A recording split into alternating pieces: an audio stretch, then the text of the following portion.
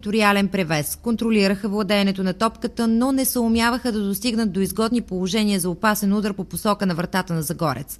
Момчетата на Нова Загора разчитаха единствено на контратаки, в повечето случаи завършващи до централния кръг на терена, чрез които да достигнат до наказателното поле на домакините.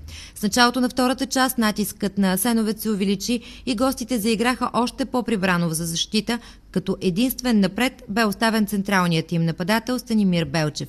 Последва поредица от бързи нападения, при които атакуващите играчи на домакините имаха добри ситуации за гол, но Христов демонстрира пъргавина и запази вратата си суха. Противно на развоя на играта, гостите първи успяха да отбележат гол. При една от редките си атаки в 73-та минута те изпълниха корнер и след удара с глава на Белчев на метър пред гол линията, топката срещна ръката на капитана Веселин Филипов, след което главният рефер посочи бялата точка. Дуспа за Загорец, която Димитър Павлов превърна в гол.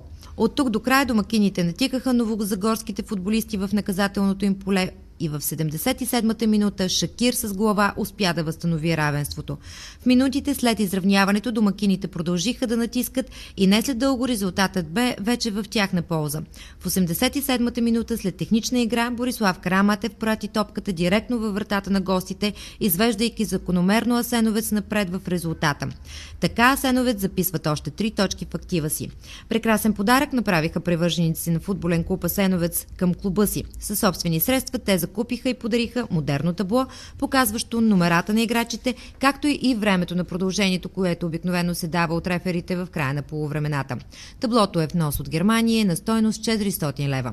Футболната среща между Асеновец и Загорец може да гледате тази вечер от 20 часа, а повторението е утре от 12 часа по телевизия tvsat.com.